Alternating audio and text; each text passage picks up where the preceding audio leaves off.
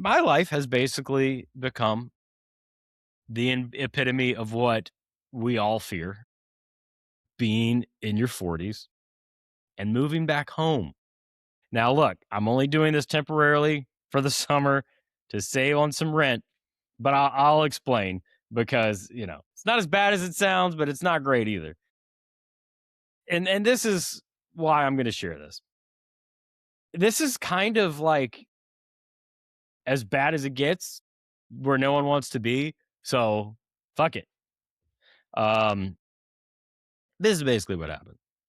I was building a business, and I tried a few different business ideas over the past year or so, living in Austin, living on runway.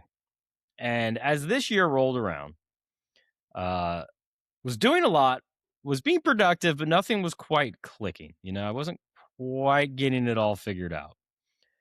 And as you get closer and closer to the point where you're like, well, I can't do this anymore. This isn't responsible. I'm running out of runway. It's getting stressful. The more you get into like survival brain mode, right? And so it's like the more stressful it gets and the less you can like justify paying rent when you're not bringing in income. Now, look, I was being stubborn. I, of course, could have taken a job. But I didn't wanna do that because I've hit the point in my life. I'm 43 years old. Holy shit. That's right. I'm the age Paul Rudd is in Forgetting Sarah Marshall. I'm 43, and I'm like, I'm not going to take a job that I ultimately don't want, that I'm gonna quit a year or 2 from now, that's gonna take all of my time and do the things that I really wanted to do, put those on the back burner. And the thing that I really wanted to do more than anything is this. Wanted to I wanted to be a show host. I wanted to build a career in, well, what would have been TV 20 years ago, now is online, and that's fine. Um, but that's it. And I was doing it alongside like building a business, doing the show creation stuff, but they were separate. And the show creation stuff, kind of as you get closer to that deadline where you're like, I know I'm out of money at this point. I know I can't justify staying and paying rent anymore. That gets more and more put on the back burner, no matter how much you try to rationalize it and justify it.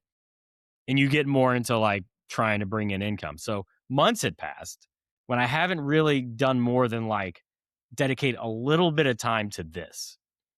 And that's just not where I wanted to be. It just felt like I had everything backwards. Justifiably so. You're trying to survive, right? But what am I trying to like survive for? If I'm not doing the thing that I ultimately and always have wanted to do more than anything, then what's the point of paying rent? What's the point of like getting a job or starting a business just to pay rent? I know. I know a lot of you are probably thinking, dude, you're freaking insane. Just get a job. But I hit that point where I'm just not going to do it. And it was really hard to leave that to admit like, all right, this hasn't worked. Something has to change. So here I am, taking the stress off a little bit now. Here's the upside. I have more time. I have more runway.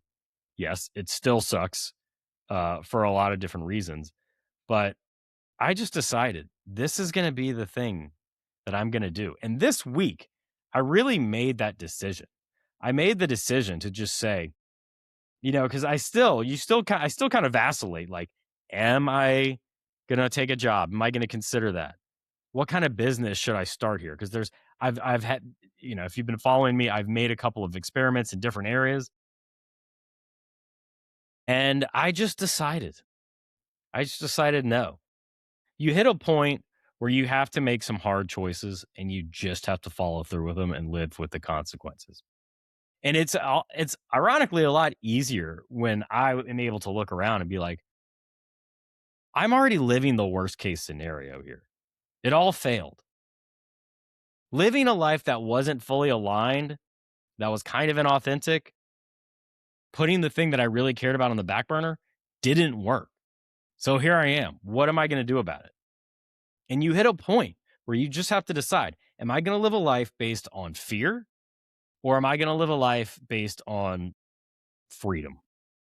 And for me, as I have found out over this past year in my life, my highest value is freedom. I will take it over stability. I will take it to my detriment, even. I will take it even if it's uncomfortable. That's what I want.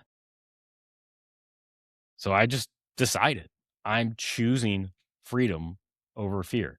I am choosing this thing that matters to me so much that I'm here doing kind of a job. We're figuring it out. And that's just what I'm going to do, for better or worse. Yeah. Finances suck at the moment, but well, it can't get much worse than this. And so I'm telling you this vulnerable, uncomfortable story because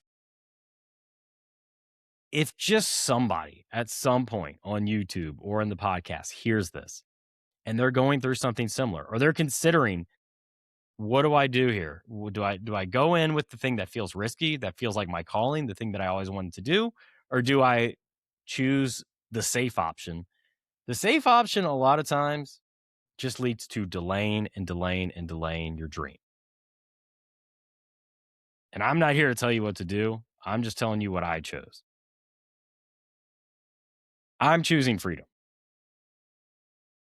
The very thing that I feared that my calling, following my calling, would do to my life,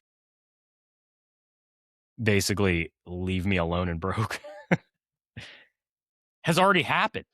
And it happened because I didn't go all the way through. I kind of had one hand in like one sphere, one hand in the other, and I didn't go all in on it. And it happened. The worst thing happened because of that. So when you're at that point, you just kind of realize, well, okay, that kind of makes things easier. Things still aren't like comfortable, but I know what I'm choosing. And God, I hope I'm right. I don't know if I'm right. Maybe I should listen to everybody else and just take a job. But something is like that voice is just like, don't do it. You've got to decide, what are you going to do? So the other thing I did on that front was I decided that I'm going to, instead of like trying to do these other businesses I've had that are proven that work, like online businesses, AI auditing, AI services, or whatever, lead generation services. I'm going to go all in on this. I'm going to be a showmaker. I'm going to always put this first every day at the beginning of the day, or every week at the beginning of the week. This is priority numero uno. And then the rest of it, however I figure out how to make income, because I'm not stupid. I'm not going to make income off this right now. But however I do make income in the interim can't conflict with this. And so I'm just going to do this. I'm going to be my own customer. I'm going to solve the problems that I have in, making a online platform, a show, making content. And I'm just going to see, maybe I can help. Maybe I can make those solutions that I created for myself help other content creators, offer some services and help people.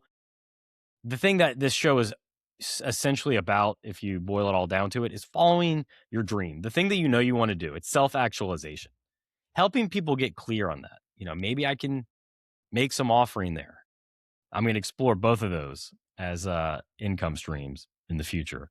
So, but those are things that kind of are branches off of the main thing, which is building a media business.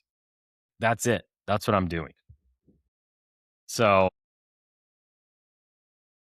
it is interesting to be like, this is the thing that I never where I never wanted to be. Maybe because this is like a fear I had of ending up here is why I ended up here.